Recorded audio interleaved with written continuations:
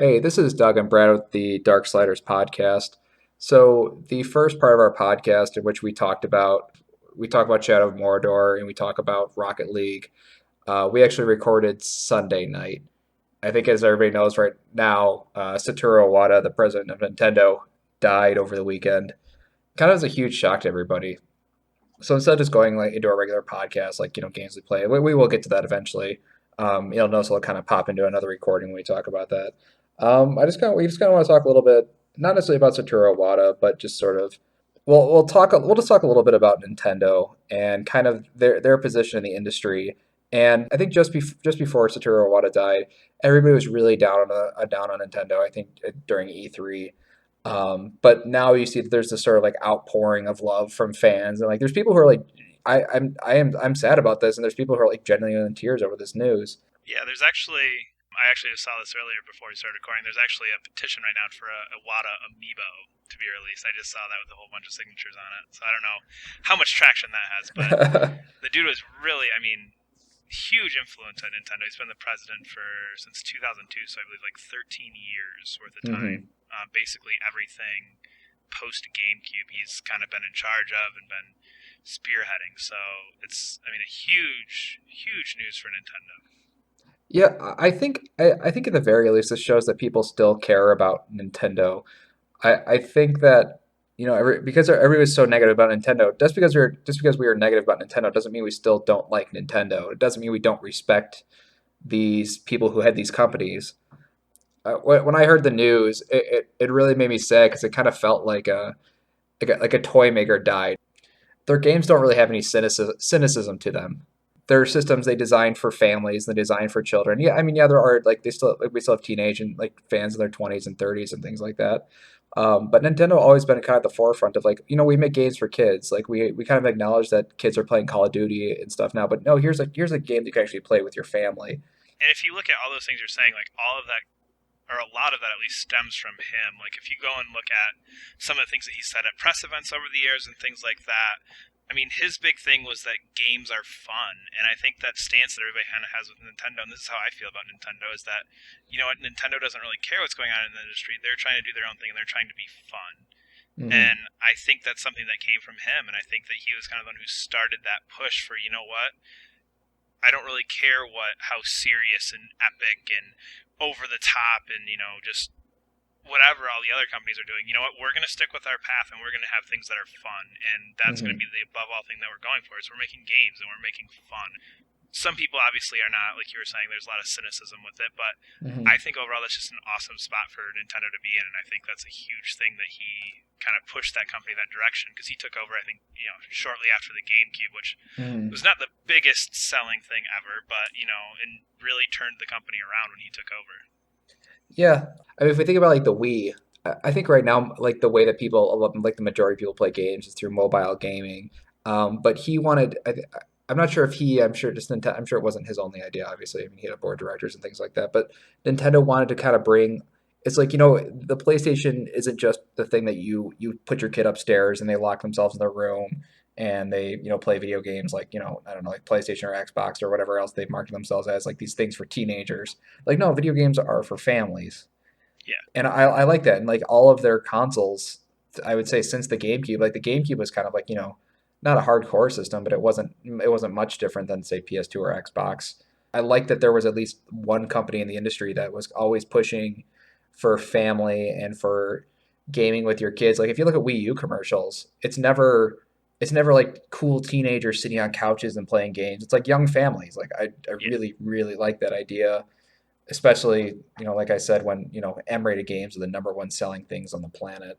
yeah. But overall, it's really sad news, and he was only 55 too, which is, I Yeah. mean, that's young.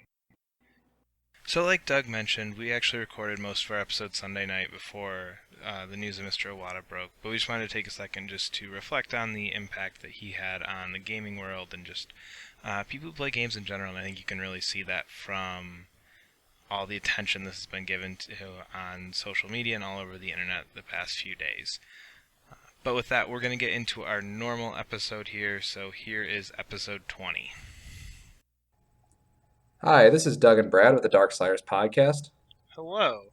So this is episode 20, and today we've actually decided to bring somebody else on today, our good friend Brian. Say hi, Brian. Hey guys. Hey, Brian. Hi, Brad. So we brought Brian on because the three of us have actually been playing a lot recently of the game. Actually, I think a lot of people are be playing this game, Rocket League for Or a lot of PS4. people should be playing this A lot game of if people they're not. should be playing this game. They did crash their servers. Yeah. So to start off, we're gonna talk about our general impressions of Rocket League. I guess I talked a little bit about this because I was in the beta. So I've already talked a little about this. So Brian, yeah, Brian, why don't you give us a start? What do you think about Rocket League? Oh, it's a lot of fun. I walk out playing it. My roommate was just watching, showing it to everyone else. So far, I've had probably like 10 hours. I think I put into it. Didn't that just come out? Oh, yes. Yeah, let's get to it. I think I'm at about 10 hours too after the past couple days. That's about all I've done this That weekend. blows my mind. I put in like 3 hours and I thought that was a lot. Yeah, just need 2 more achievements to platinum the game. Yeah. Trophies, Trophies, not sorry. achievements. Can't mess that up. Sorry, I've only had my PlayStation for a month now. No, this game is awesome though. I think it's one of those games that you just sit down and you have fun with.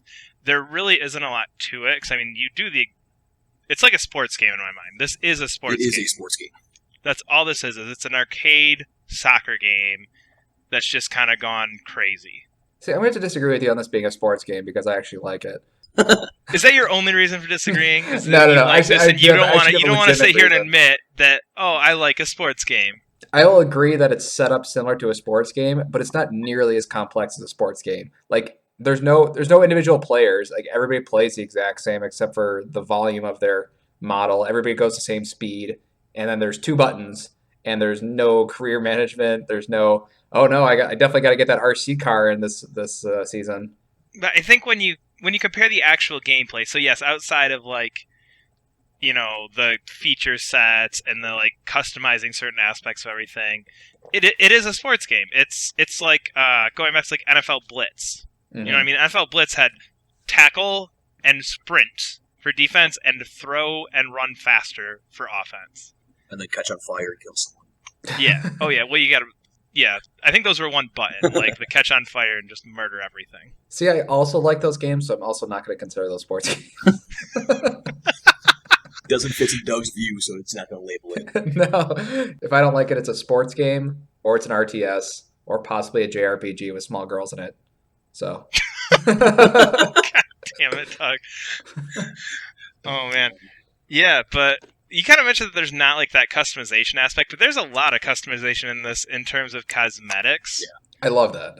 And I really like the way that works in this game. Mm-hmm. Just because everything that you unlock, when you unlock things, you get something new every game you play. And I think I was trying to get all the trophies, and one of the trophies is to get all the items. I think there's 160 items, so you get one every game you play. So I'm assuming 160 of them, but they're randomized. Mm-hmm. So instead of having it be like in other games, like I'm thinking of Halo, where there's the certain helmet that everybody sees and knows, oh, that dude's played like 1.5 billion games of Halo. Mm-hmm. You got to get a certain amount of kills with one gun. Yeah, exactly. This is just, you know what? He's played maybe 2 games and got the fancy money shooting out the back of your car, or you get it at game 150. So it's kind of random, which I actually like, and I think kind of makes it much more interesting because there's not that one item that everybody wants to have just to prove how good they are. Mm-hmm. Yeah, I like it too because everybody immediately looks different. I think that's kind of interesting. Like, because you can immediately start like, oh, I'm going to make my car look like this and this, just like right off the bat. The one thing I don't like, have you guys played the career mode at all or no? Oh, Yeah. Season. Yep.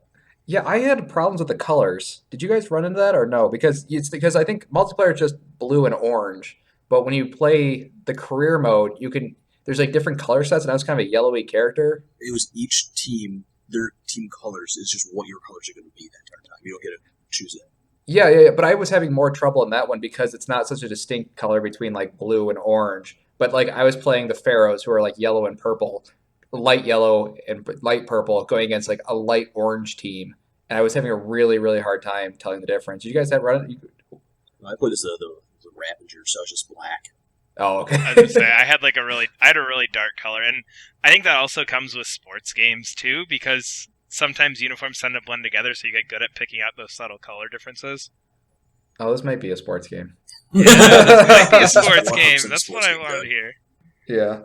I like how difficult it is. I like and I don't like how difficult it is because I feel like even after playing, you both, all of us, I mean, we all played together. We played like 3v3, just actually just before this podcast. Is like I'll be saying, "Oh, I got it, I got it, I got it," and I'm like, "Okay, I definitely have this," and then you'll miss it. and And it's not never just get it. me; it's like everybody's doing Yeah, but that. you do that. You sit there and call every ball if it's within like 30 feet of you. I got it, I got it, I got it. And then I'll be like, oh, okay, I'll go to the goal. And then sure enough, the ball's 40 feet behind you every time without fail. Yeah. I think one of my problems with the game is when you're playing against bots, the difficulty levels, rookie and then pro. Hmm. Rookie, I can sit there and win 30-0 real easily. Pro is a challenge. There's really no in Yeah. between those two, even though there are harder difficulty levels. Yeah, I liked Pro. I did my career mode on Pro. I felt I was kind of like they're just a little bit better than me. But for whatever Mhm. reason, like in multiplayer matches, when the AI took over for somebody, that AI was like Oh, amazing. ungodly Oh, good. yeah, every time. Every time. Like, it's the best. If somebody drops out of a game, that's about the best thing that can happen because you know whatever is going to replace them is going to be better than they were. Yeah, like way too better. Yeah, I think me and Brian were doing 2-on-2, and like we were doing okay, and then an AI got swapped in. I don't know what we lost to. It was like 7-1. Yeah, Yeah, because before the game I had said, "Oh God, we're gonna lose 6-0." and we didn't. No, we lost 7-1. Yeah. But yeah, I think that difficulty piece that goes back to this being a sports game because I mean, how many sports games are there that actually have like a good difficulty steps? I feel like almost every game is like that.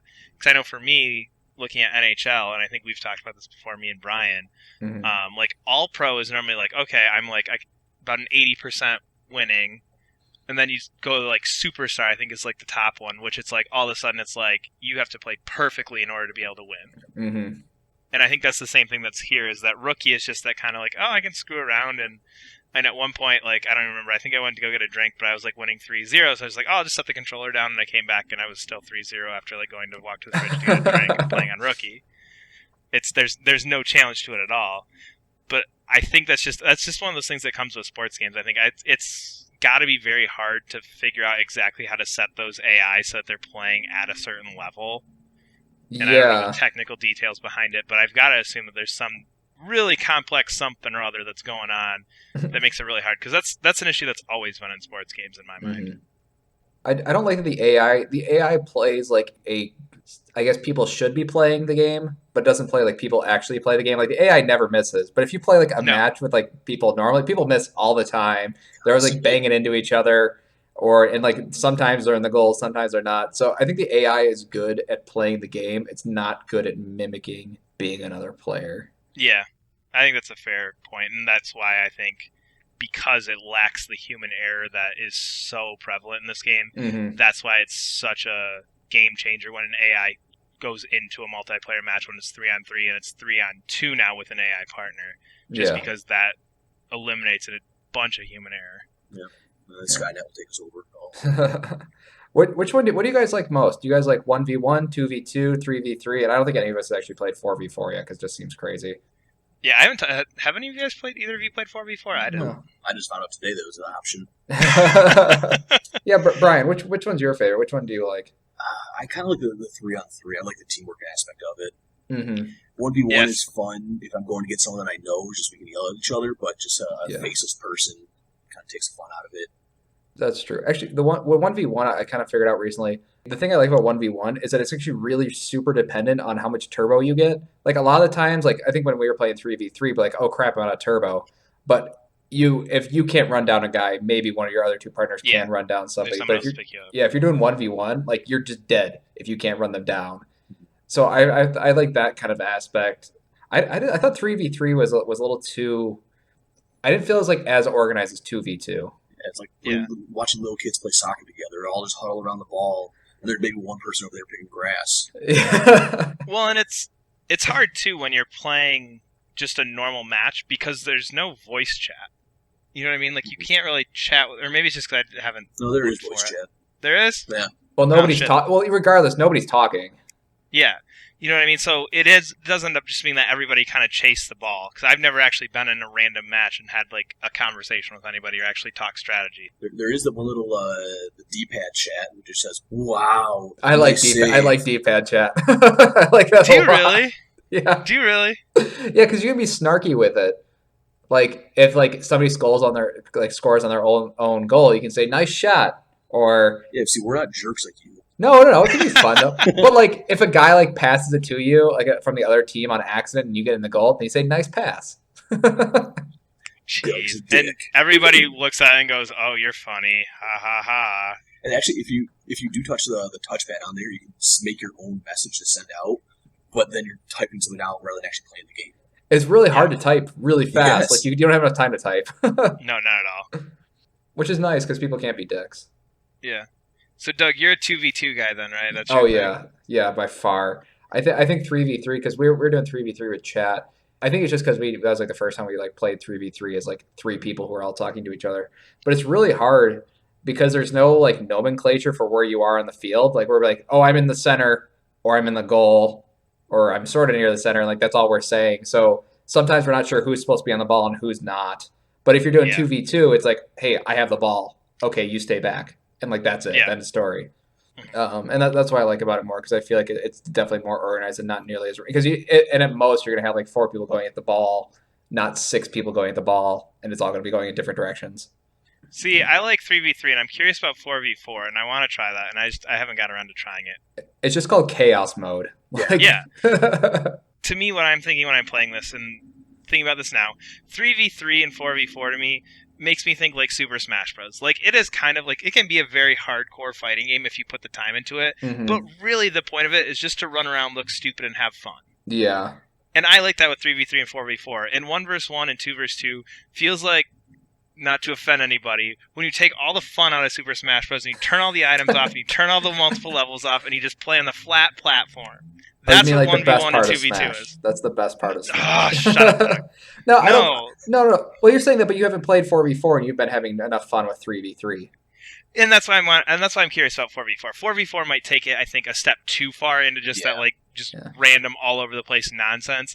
But 3v3 has that Super Smash Brothers feel to it, where it's nobody can really sit there and dominate because of like weird items and random bounces and all this other kind of stuff. Yeah. But there's still some strategy involved with it.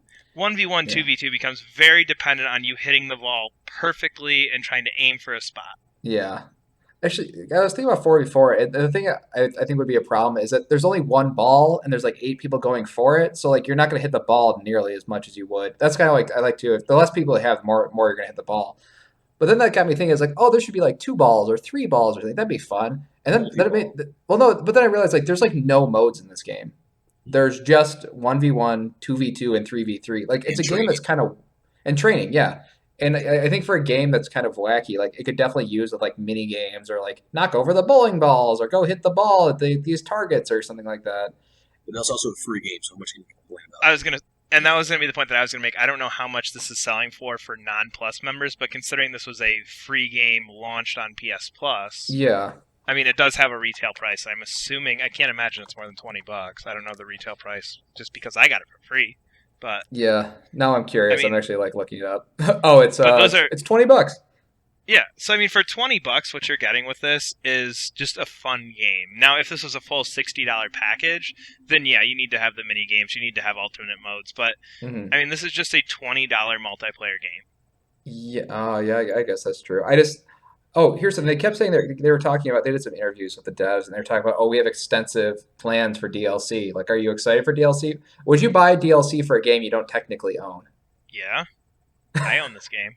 No, you don't. See, no, you're going to get into the stupid PS Plus argument. At this point in my video game career, which is fancy. Well, I didn't know how else to phrase that. Anyway, life choice. At this point in my video game life choice, don't say that. I do not see a point where I'm not going to have PS Plus. You know what I mean? So to me, that's the same as owning it, because the time that PS Plus goes away is the same time I'm pretty much just going to be like, well, I'm done playing video games. Yeah, Brian, yeah, what do you think about that? I probably wouldn't buy deal. I like the game. I don't think I need really anything else more for it, unless I don't know what they could do that would actually want to buy anything for it. I could see them if they were just going to keep the main base game. I could see them adding like 3 new environments and then Couple like a cars. Some more shite ton of cars. new items. Yeah. The only thing I could pay for, and I don't think it'll happen, but hearing you talk about it, is there's some cool mini game type things you could do with this game, Mm-hmm. and I would be very curious to see what those are. Because I'm thinking like things like, okay, maybe you add a third goal and you do 3 teams. Maybe you add a second. You know what I mean? If you start throwing some of those mini game aspects in there, or Oh man, three. Oh man, that'd be so cool. Triangle shaped like levels three-way would be soccer. awesome. Yeah. But you know what I mean? Like that kind of stuff. If it's things that are changing the core game, I'd be interested just because this game is so much fun that any kind of slight variant on it, I feel like would just make it even more fun or just Yeah. more frustrating and irritating. Mm-hmm. But I wouldn't pay for maps or cars or anything because they all play very similarly. It's basically a big car or a little car. Yeah, I'm kind of bummed this game. I mean, as I do like it a lot, and like everybody should be playing, blah blah. I kind of wish that all of the courses weren't exactly the same. I don't know how you could change it because, like, I guess when you play football games, like every football stadium's the same. It's all got the same Yeah. rules and regulations. So I guess that's normal for people, but like that's weird for me because I don't play sports games. It goes back to it being a sports game. You're not going to have that. That's it is. It's a regulation field. Except for baseball. Baseball's got different fields for Yeah. But I don't know. I just feel like a game where you play as RC cars knocking around giant space balls would be like have something that's a little bit more than just like here's a regulation size field. Well, it's probably governed by the National Rocket League Association of America. I'm pretty sure they have very strict rules about what these things have to be done. Oh my god, I would love if they had some sort of story in the background like that, like controversy in the net. I mean, they have sports teams, like why not? Hell, they could do that. Have like the heel teams. I don't know, is heel just wrestling? Yeah, heel's a wrestling thing, but I'm totally flashing on like Blitz the League style story right now. Yeah, it's something crazy, but like it'd just be cars talking. Like they wouldn't be talking, it'd just be like like those Japanese RPGs where they have like the profile view and then they have like text at the bottom, but just be like profile of like different cars, you have like different personality. Like Thomas was alone with cars. Thomas, we never talked about Thomas Was We didn't Alone talk on the about Thomas Was podcast. Alone. We need to play that or talk about that because that game is amazing. Yeah, we'll talk about that one day. Okay, just to wrap up, final thoughts. Fantastic. Crazy good game. It's PS Plus, so if you have downloaded it, I would say get in and play it now just because you never know how long online communities are going to last. So I would totally jump into this game right away and understand going in that you are going to suck at it and you're going to have no clue what you're doing for like the first like hour. But once you kind of get the hang of it and you start to get the tricks, like Doug just messaged me the other day after playing in the beta and after playing for several hours. Did you know the square button makes you turn around? I thought L2 did the same thing. No, that's just reverse. I didn't. Yeah. You can play through this game and you can really bad at it. And this game, like, it is frustrating as hell. And I'm pretty sure while I'm playing, I just sit there and yell cuss words at the TV because it's so frustrating. That's a cheap goal. But it's so good, and everybody should be playing this. It's amazing. Yeah. Brian? Yeah, echo that statement. It's a fantastic game. I've had a lot of fun playing it. I also agree, but I've already said I've liked it. I mean, from the beta to the final version, it's the same. It's the same game. It's just more of it. So, yeah, awesome game. I think we give it a 9 out of 10. I'm just kidding. Don't put the freaking numbers. Stop that nonsense. I'll go 9.7. It's a 6.8 out of negative 42. There you go.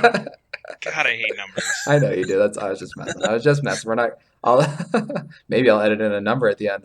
I'm just kidding. All right. So moving on to the next game we played, and this will be the next one we'll be having Brian on.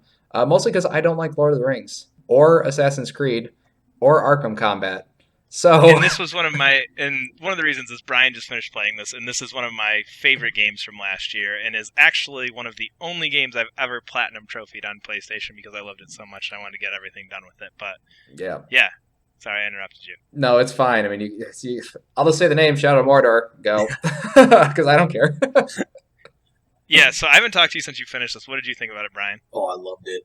I going into it, I didn't realize that it was the Arkham Combat style. So I started playing like, oh, this is just like that. Now I know what happened with it. But yeah, I heard other people talk about it, like the what's the enemy system called? The Rivals, whatever it is. Oh no, that was awesome. I had a lot of fun. Nemesis. Yeah, Nemesis. Nemesis. A lot of fun killing orcs, making them turn against each other. Yeah, that whole gameplay aspect is one of the first things that I remember playing like on my PS4 and going, this is something that couldn't have been done on the PS3. Just how much tracking and like weird random things are involved with that, with what locations people control, and then this guy now taking this spot, now he's got another level above him, and just tracking through all that is so crazy. And just the way that you can kind of manipulate it works so well, because eventually, if you haven't played the game, basically there's orc warlords who control each part of the map, but as you progress through the game, you can eventually kind of control them, or I don't remember how exactly it works. Take over their mind. Yeah, you take over their mind, so you can kind of control things they do, and you can make them attack other ones, and then eventually you can get it so that ones that you control are bodyguards for other people. It's so good. Now I want to see this translate over to a Batman game, where you got like the main. Oh man! Like, obviously, you'll have Joker as the main bad guy, but then lower levels where you get like the one henchman rise up the ranks, so he's in charge, and then other ones are below him. Or even like you always have like the Falcone crime families and like the stuff you see in Gotham. Oh man, that could be so cool. This is the one thing I do actually. I have been starting to the game was the Nemesis system, because I think that just that idea of like manipulation of thugs and things like that is a cool thing that can be transferred to like a lot of different games. I think I don't know. I've heard that. I mean, it's just like an AI, like this elaborate web of AI systems is really kind of intriguing and interesting. And I think it also makes it so every enemy you kill or like whatever you do to an enemy actually kind of matters. Because I feel like most games, like it doesn't matter if you kill that enemy or not. It's like, okay, it's just one more ticker on. Oh, I killed that guy. It doesn't really affect the story. It doesn't really affect anything. But like I like that idea. I'm sorry. Does it affect the story or not? No. The story plays into it, and kind of you get introduced to the system through the story, but you could really play through the majority of the game without touching it. There's a couple like, oh yeah, now you need to make this one orc, you need to turn him into a warlord so that he controls this area so that you can do something. So there's like the generic like at least give this a shot type mission. It's like a tutorial kind of thing. Yeah, essentially, yeah. Yeah, see, that's what's kind of frustrating. I don't like when a lot of games like they'll have really really intriguing systems that are really kind of neat, because we talked about this when they were showing the Fallout 4 stuff. It's like it's like, oh, here's all this cool stuff. Oh, by the way, it's optional. It's like, well, why is it optional? Like, why don't you not force us to use it, but like highly encourage us to the point where it could be in later games too. You introduce it now and you perfect it later on. That's true, and I think people will be more used to it instead of it just being such a weird, crazy idea. The thing with this too is once you kind of figure out how it works, I normally am not one to go for like those little things, but I went so far into this and started playing around with it so much just because it's so unique, and the way that it's set up is so engaging into actually having this world that you can physically change. Because I mean, playing a game like Infamous or Saints Row, if I go and kill some aliens, or if I go and kill, whoever, it doesn't do anything. But this actually has an effect on the way characters are interacting, and it has an effect on the world and how I can move through the world and what I can do in the world. So I don't think, it doesn't play like this huge, like, you have to use this, but the way it's set up and the way it's introduced makes it so that it's so engaging that I can't imagine trying to play this game without it, and I can't imagine seeing people not be super involved into it. Okay, but I mean, you can still beat the game without ever using it. No.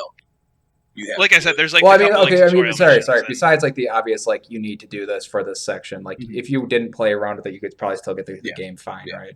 Yeah. You couldn't get all the trophies though. Clearly, the most important part of any game.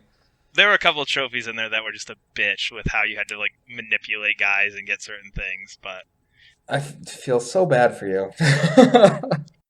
Oh, okay, so you guys both, I mean, you guys didn't really play. I mean, Brian actually played a shite ton of Dragon Age, and I'm not really going to go into Dragon Age too much, but these two came out the same year, and they were going back and forth on, this is the game of the year, this is the game of the year. Okay, first of all, do you think either of these games deserve to be called the game of the year, and if so, which one did get it? I will step out of this conversation because I'm literally at the same 2-hour mark that I was at last week at Dragon Age, and I'm not going to call Game of the Year on something like that. I would say Shadows of Mordor, just because it is kind of something new. Dragon Age, it's obviously they just took what they did before, made it better, a little bit of slight improvements, but it's still a lot of the same game. Yeah. Shadows of Mordor is a lot more fun. I mean, and I put 90 hours into Dragon Age. Jeez. I did every single side mission that I could. So Brian's going to give us a review of The Witcher 3 in about a week or so. Just Brian, you should get that. You should get that game and then tell us if me and Brad should get it as well, because we're both kind of hovering. Yeah, because you're way more into those types of games than we are, so you should totally play The Witcher 3 before we do. Stuff. Yeah. Just to piss Doug off, Game of the Year, Dragon Age or Bloodborne. It's gonna be Bloodborne. It's gonna be Bloodborne. You guys are crazy. Bloodborne has been in my drawer since I bought it, played an hour, and gave up. Ridiculous. Ridiculous. That game. Oh god. Sorry, I just had to Especially you, egg you Brian. on a You bit. should like this game. You should like that game more than most. I should like it if it was fun. You played an hour of it. You don't even know that. You don't know. After 10 hours, it's still not fun. Oh my gosh. Brad got stuck. Brad had fun for like 9 hours of it and then got stuck on the 10th hour and it's I done. had fun for about an hour and a half, and then I had a bunch of anger for about 8 hours, and then I had fun for about an hour and a half, and then I had a bunch of anger for about 2 hours, and now it's on the shelf. God dang it. You guys are effing terrible. Those are two. You should donate those copies to somebody who would appreciate them more. All right. So anyway, Shadows of Mordor, though, seriously, it's a fantastic game, and even outside the Nemesis system, just, again, it's Arkham combat, but kind of, I think, like Doug was saying in his Arkham Knight review, it's Arkham combat done really, really well. And just because now you've got, a little bit more, a slight variation on it, because now you've got swords and stuff like that, as opposed to just strict hand-to-hand combat. Mm-hmm. There is some variations on it that I think work really well. And just overall, it's just a really well done game. And I don't remember what game we were talking about, but it just feels kind of almost like that. This is that type of game perfected. I also like just the little stuff they do. Like when you gain intel on one of the captains, it says obviously strengths and weaknesses, but then they have like a little like bio about them. It's completely useless. You don't need to know it, but it's just funny to me. Like, is afraid of fire because he was burned as a child or something like that. Oh, it's little cool stuff like that. That stuff's actually not useless. Did you not mess around with that? Which one?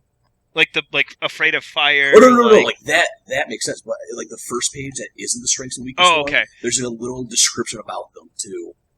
I gotcha. Okay, I was gonna say, yeah, that stuff actually does matter, and that goes into like how complicated that system is.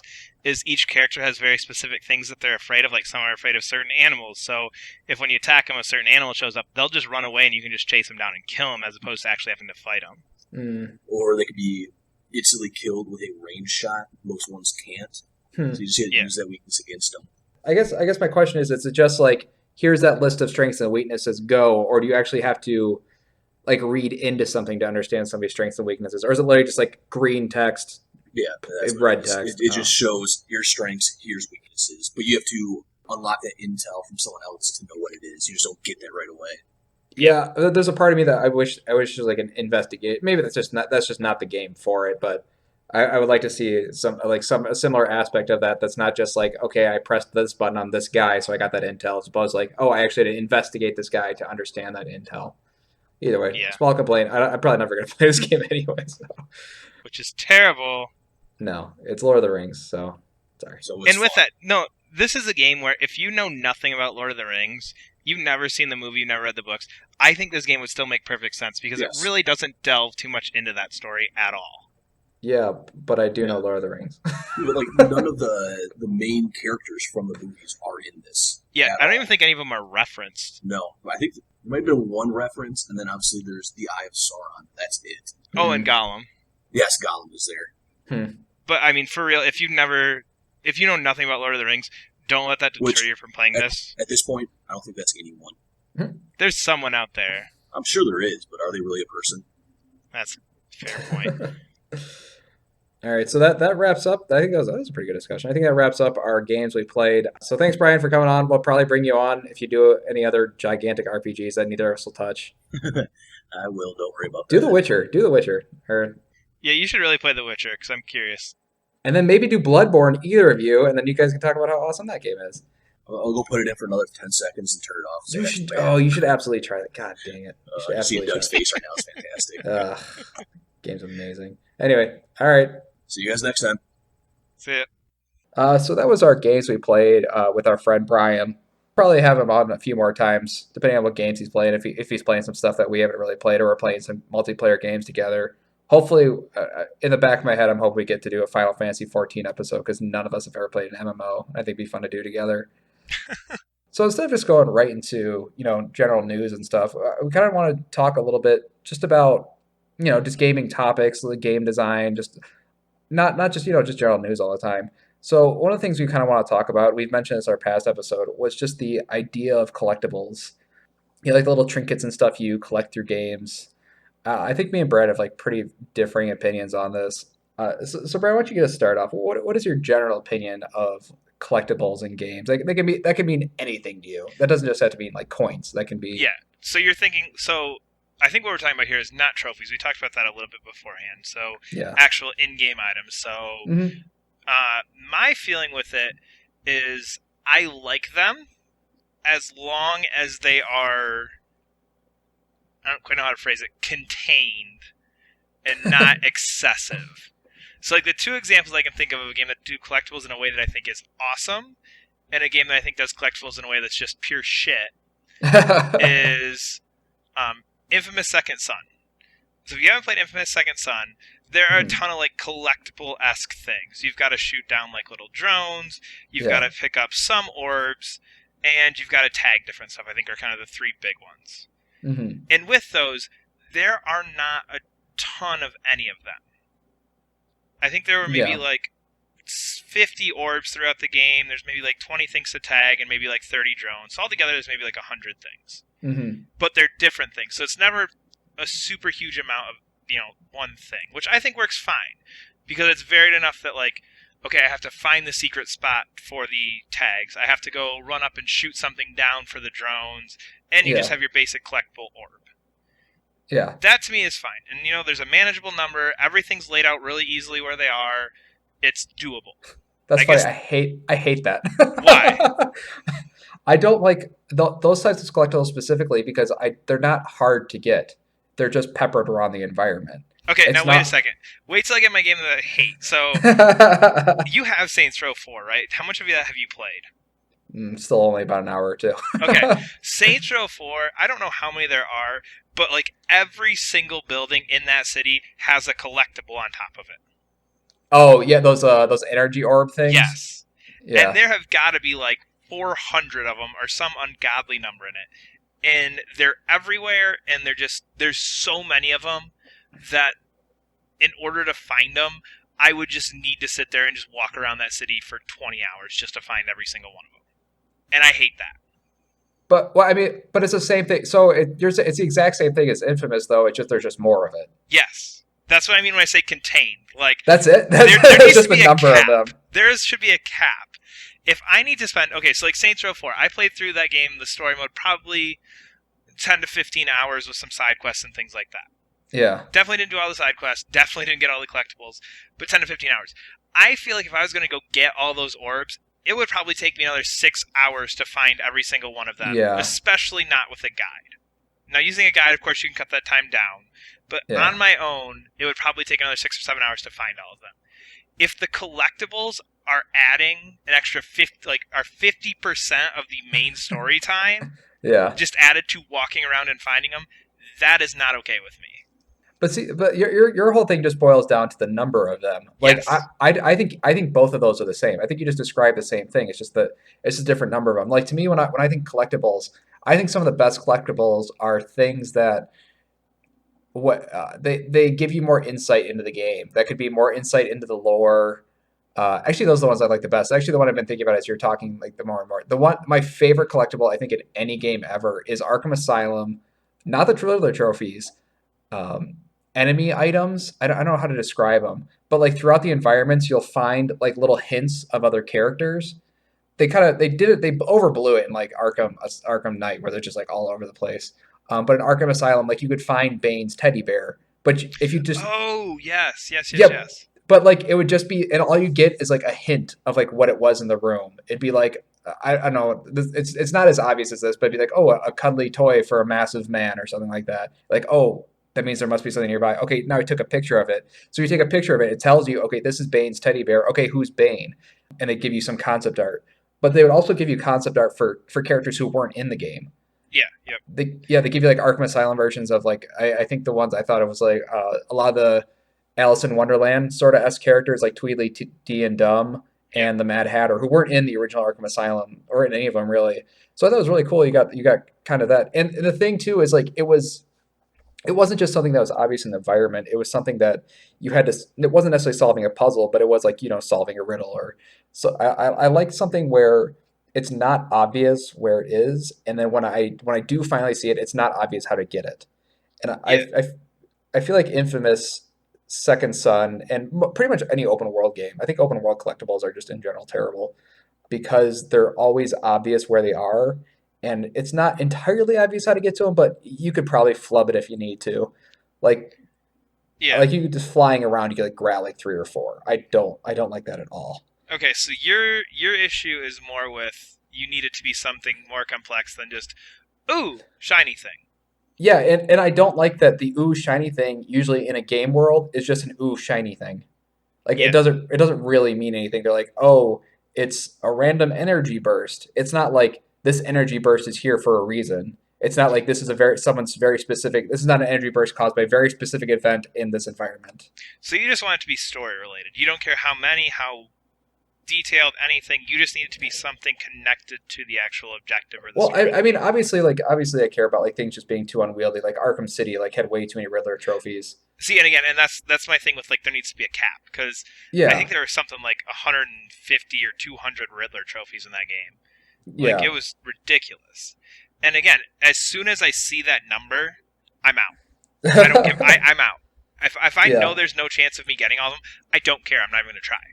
That's why, like to me, tell me there's, like Infamous did. There's 20 robots or 20 drones throughout the city. Blow up all 20. But That's fine. That's doable. I don't care if but it's connected to the story or not. It's supposed to just be added content. So you know what? If it's just added in there for me to play around in a game world, that's fine with me. Just make it manageable. the thing with the infamous second summon specifically, it's 20. It's doing the same exact thing 20 times. Like with Yeah. the but that's what I'm saying. It's not even you're not solving a puzzle. You're not learning No. anything every time you do it. You're not. That's what I don't like those collectibles. I don't like collectibles that they all have the exact same execution in getting them. Like at least Riddler trophies, like there are like I don't totally enjoy all the puzzles because I don't think they're super difficult. I think they're just kind of annoying because they aren't that hard. Yeah. I think at least it's like a different puzzle every time. Yeah. Well, yeah, and I like ones that are kind of I think a series that does it really well is Ratchet and Clank Platinum Bolts. I don't know, you've only played one of the Ratchet and Clank games, haven't you? Yeah. Like one and a half. Okay. But what they do is they hide those really well in the environment, and usually when you find them, they're in a new environment that you would not otherwise access. Uh, so like, okay, let's say, oh, there's that bolt up on the ledge, but when you climb up on the ledge, okay, now you're like in a terrarium or something. It's like it's a unique environment just for that item. That's kind of cool. See, and I like that too. And I like when games do that stuff. And I think you're going more because a lot of the games you're describing are more the linear ones. And most linear Yeah, games, I don't have a problem with collectibles at all yeah. because most of the time they are manageable. There's two or three in Mhm. each level or each area, and we move on. You know what I mean? I can't think of a linear game that has that Saints Row 4 problem of there's 400 collectibles, 100 in each level. Yeah, I think I think it's like a problem that's just endemic of like open world games in general. It's like there's just so much space. Like there's always that fight to go bigger and bigger and bigger Yeah. that like we just need to put something in that space. Yep. And I don't like that it's just kind of filled with like, and it's not even content. Like you said, it's like, oh, it's additional content, but it's like it's that marketing, oh, additional content. It's not hmm really additional content. No, it's not at all. But like That's what I don't like. But like Infamous, it gave me an excuse to play around in that game. I loved Infamous Second Son. I don't think we ever talked about the game on the podcast. Kind of goes way before we started, but Yeah. I love that game, and I got every collectible in that game because it was just an excuse to play around in that game, and that was fine with me. Hmm. Saints Row 4, I love that game, but there's so many collectibles that the thought of even trying to get them, just I don't Yeah. even want to bother. Yeah. No, yeah, I get that as well. Actually, you know what game has really good collectibles is Pokemon Snap. That game has the best collectibles by far. It's been like 20 years since I've played Pokemon Snap, so I honestly don't remember the collectibles. Okay. Well, the best way to describe, well, the Pokemon are the collectibles. Like the It's just idea. taking a picture of all of them, right? Was that like the only Yeah, collect? yeah, yeah, Yeah. yeah. No, exactly. But like you go through a level once, but okay, and then you take the pictures of the Pokemon you see. But then the Pokemon are sort of like behind little puzzles that you need to complete. Like, oh, I got an apple. So the first time you go by a bush and there's something in the bushes, but you don't have any items. Next time you throw an item in that bush, and a thing And pops that's it. out. Yeah. Or like some of the more complex ones where it's like I remember there's one where he had like hit a Squirtle, he got into a shell, then hit the Squirtle again, and then he'd like fly up and knock another Pokemon off a cliff into a whirlpool, and then you could take a picture of a Dragonite or something like that. And I do remember that. Yeah.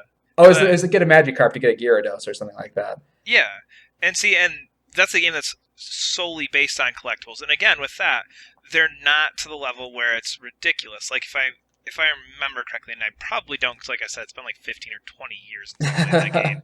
In my mind, like it gave you like a list of like how many Pokemon were in each level. Yeah. So again, it was like there are these 20 Pokemon in this level. These are the 20 you need to find here.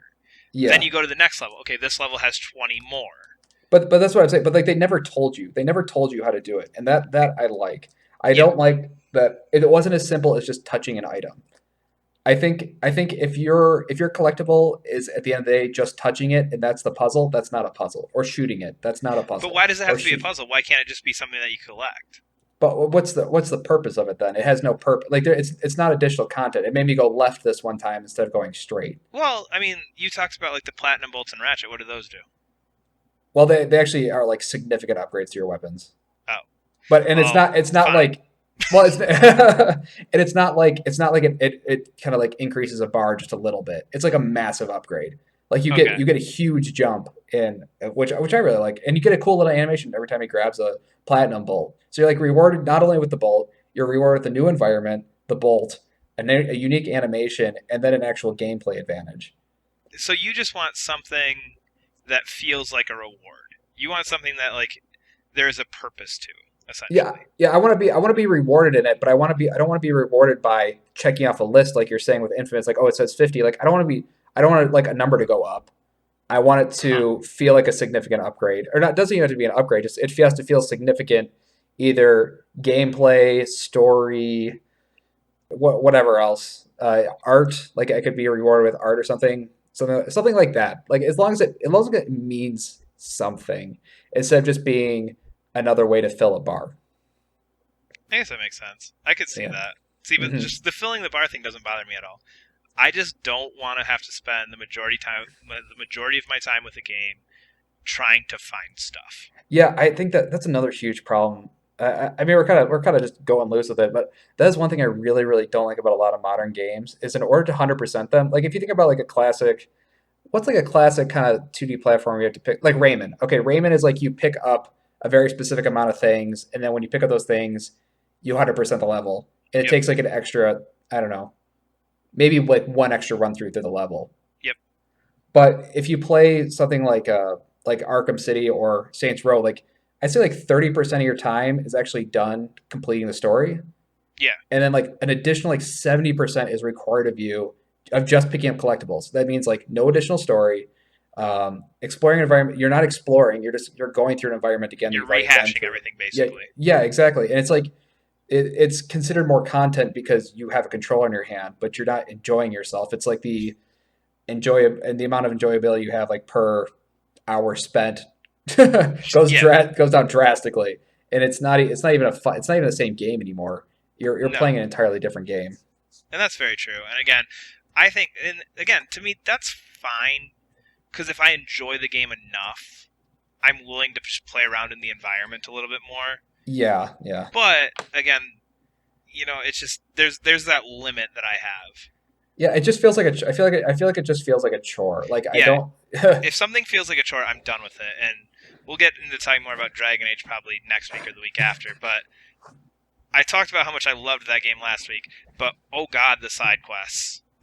Yeah, Oh god, like it's just a collectible spree. It's like, oh, go grab this, go grab this, go grab this, go grab this, go grab this, go grab but this. that's what I'm saying. But it doesn't matter if you grab that thing. Oh no, it doesn't at all. You get one extra like power point and some XP. That Like yeah, it's filling a bar. Like that's the worst exactly. kind. And again, I'm fine with that. Like most open world RPGs like that, I'll do the majority of the side quests. But when like I've only played this game for maybe 5, maybe 6 hours now, and I already have a list of like 40 quests. Are you serious? Yeah, it's like that ridiculous. Ugh. I'm just like I'm done. I'm done with side quests already. I'm 5 hours in this game and I'm not gonna do them. I'm just going straight story on this because I don't have the time for this. Yeah. I think of those side stories. From what I understand, God, I still need to get The Witcher. From what I understand, like the side stories in The Witcher kind of do matter.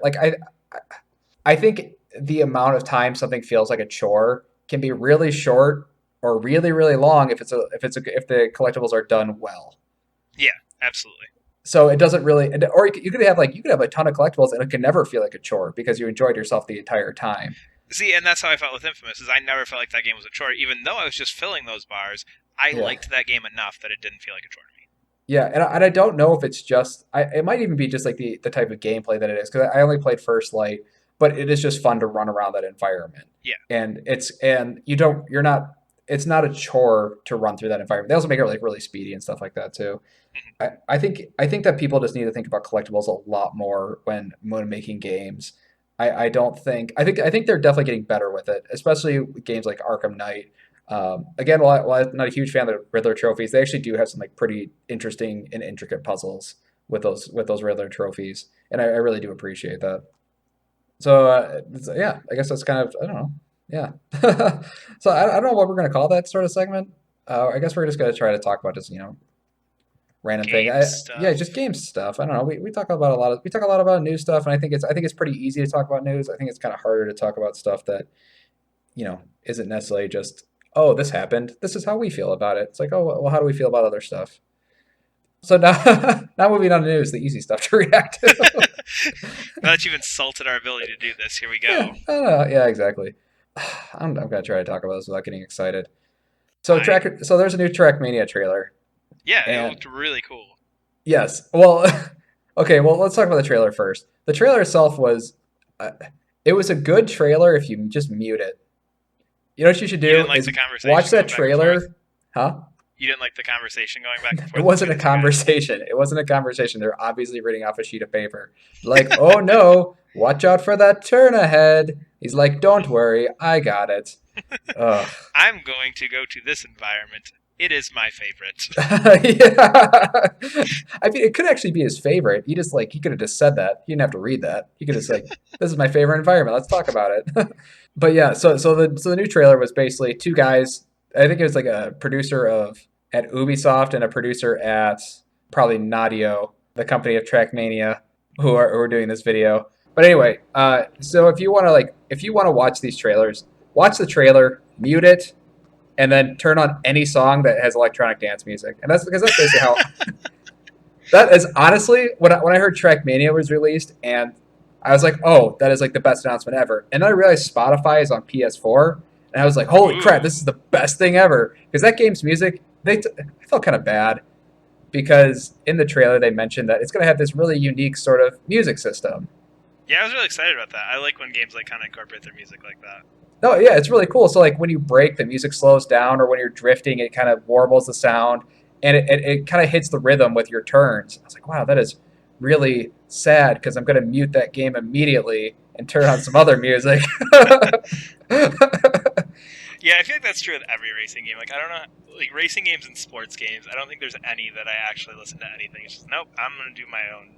Yeah, yeah. What I do is like actually some of the sound you do need. So what I do is just I turn up sound effects and then just mute the music and then That put on makes sense. whatever soundtrack I want. This honestly like this like game got me into electronic. I don't even listen to electronic dance music anymore, like at all. But if I'm playing Trackmania, I'm going to be listening to electronic dance music. It just fits really really well with that game. I don't even talk about Trackmania. Brad, how do you like? Are you excited for this? Like, does this trailer have you pumped?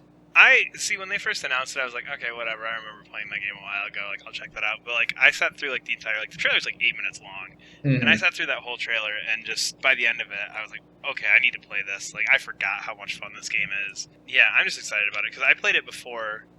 The last time I played it was like before I was really into Trials or before I'd played really any games like it. So I think just going back to this, I'm going to be excited to try it. Yeah, there's been like five, I think four Trackmania games since the last time you played Trackmania. Yeah, The the last original, time I played was, what was that, 2008, 2009? yeah, Trackmania Stadium, not Trackmania 2 Stadium, just Trackmania Stadium. This is actually the first time. Oh no, I have paid for them before, but like the game is normally free. The original game was Trackmania Stadium was free, and they started charging for them. But this is probably like 5 years worth of content, which is freaking crazy. Yeah, I'm excited. The one thing I did have a question about, and I don't know if Yeah. this is something completely new, they talked about double driver, where you had two controllers for one car. Is that What something new? what is that? Did they explain that? Yeah, they demoed it.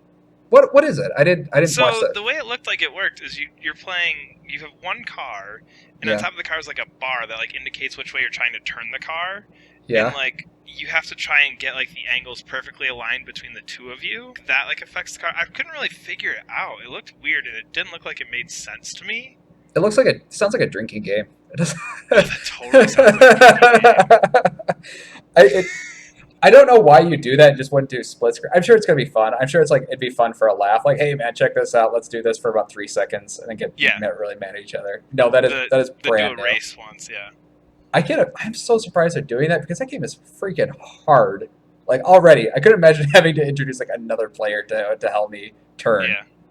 I don't know. That looked weird, but I don't know, I'm really excited for this game.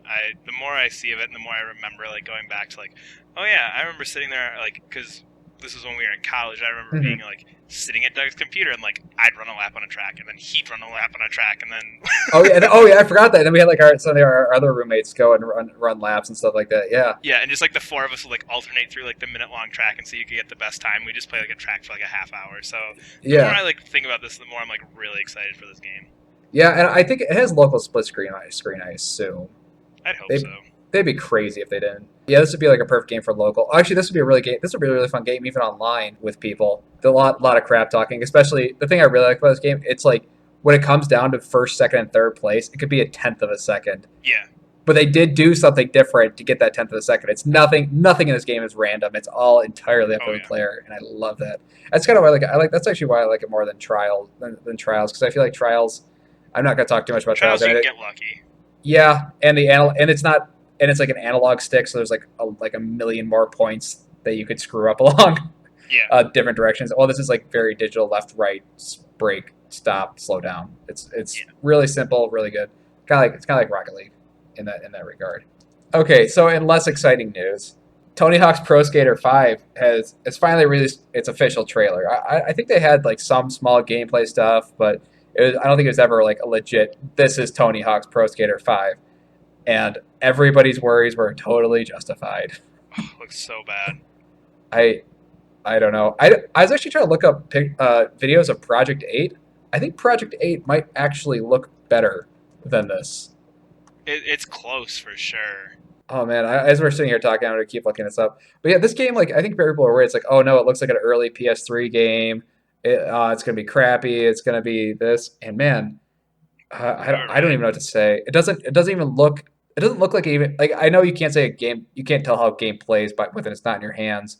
But it just looks. It looks like a jankier version of a PS2 game of the PS2 versions, which is Yeah. crazy to me. Well, and even like, I mean, there's no. They showed off a couple environments in the trailer, and there was little detail in the environments too. Like everything just looked really bland. Oh man, I'm looking at some videos of Project 8. Project 8 looks way better. Wow. Wow. And this game actually I think honestly the most surprising news of Tony Hawk 5 besides, besides this Tony Hawk 5 stuff is that it's $60. Like it is Yeah. a full retail release. Well, to be fair though, the PS3 and 360 ones are only $40 Oh yeah, but I'm saying why isn't the PS4 version $40? because it has online play, and the PS3 and 360 ones don't. Is that Yeah, that's seriously why they cut $20 Oh off. As god. their justification was no online play. Man, So yeah, that's going to be freaking brutal when that thing comes out. this is the game that I would pick up for $5 just to say, it's a new Tony Hawk. I'll pay $5 for that. I feel like if you do a PSN release of this, it gets a much better reception. Yeah, no, exactly. That's what I was thinking. I was like, if it's being released as a $60 game, it's going to be judged as a $60 game. If it was released as say a $20 game, it's like, well, that wasn't very good, but it was worth $20. Exactly, and it doesn't have that slide on it. It's basically just, okay, nope.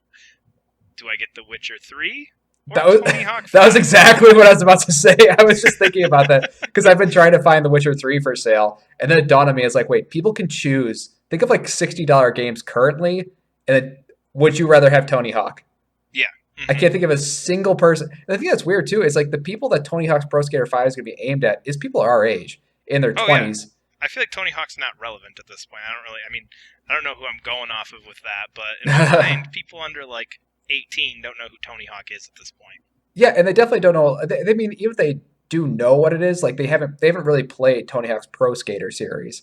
Yeah. So let's get a bunch of people who are now actually like kind of smart with their money, and then like I especially I feel like because they're doing Tony Hawk's Pro Skater 5, like they're getting a sort of hardcore audience with that. Like, oh hey, do you remember Tony Hawk's Pro Skater 1 through 4? And that's all people are gonna think about. Like, man, I'd rather be playing Tony Hawk's Pro Skater 1 through 4. Yeah. Bust that out on my Dreamcast. Yeah. Oh, you had the Dreamcast versions? I didn't even know they had Dreamcast versions. Oh yeah, I don't remember which one. I've got one of them for my Dreamcast. I think it's one or two. I don't Yeah, I was remember. I gonna don't think all say. four were on there, but I know one or two was. Yeah, it might have been two. Uh, so this is kind of cool. A Five Nights at Freddy's 4 trailer came out. Well, I'm not really interested in Five Nights at Freddy's. All I can think of every time a new Five Nights at Freddy's game is released, I'm like, good job, guy who makes Five Nights at Freddy's. I really Why? appreciate the series a lot, actually, Why? because the guy.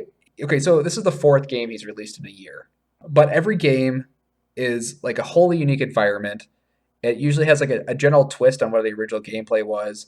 It's only like 2 or 3 hours long, but it's priced that way. They're not like crazy. I think they're $8, like $5 or $8. And like it's instead of it's because I feel like people are like, oh, he's milking the franchise, but really he's just releasing them as episodes. It's not like Yeah, it's they're. essentially going like the Telltale route. Yeah, no, exactly. And I think people are kind of giving him like shit. It's like, oh, how can you release 4 games? Like, I mean, total time, even with the fourth game, would probably be like 8 or 10 hours of gameplay, which is one Which if game. each one's $5, I mean that's $20 for 10 hours of gameplay. That makes sense. Yeah, no, exactly. So, and I kind of appreciate it. It's a guy who's like a one man army, and the fact that like he basically started the series because he was really depressed after Jim Sterling ragged on his game. I think, Oh, um, I do remember this now. I totally had yeah, no clue what the reference point for this game was when Doug wanted to talk about it, but I totally remember that now. yeah. I mean, like that's what I'm saying. Like, it's like a guy who's like an independent developer who made a really successful game, and it's obviously like there's. I mean, I've played and at least watched all of them, and it's obvious that the guy actually put like a lot of thought in these games. They're not just simple like one offs. Like, oh, I'm going to make a game, la di da, just release it, and people think it's a oh. I mean, he has like completely pre-rendered graphics, which take a lot of time to 3D model, and then he actually has like a super elaborate story. I don't know if you know that. Like the Five Nights at Freddy games are incredibly elaborate. Really? Yeah, like there's a timeline of like 3 different Five Nights at Freddy's areas, and then there's like these dead kids who are possessing robots, and then there's this evil murderer guy, and I don't know. I think it's pretty cool. You really don't know anything about the series, do you? I literally know. In my mind, like I just hear it mentioned alongside games like Slender and stuff like that. So it's just like whatever. I don't care. I think it's better than Slender because from what I'd seen of Slender was kind of like, oh, you go out in the woods and you collect things, and then Slender Man occasionally pops out at you.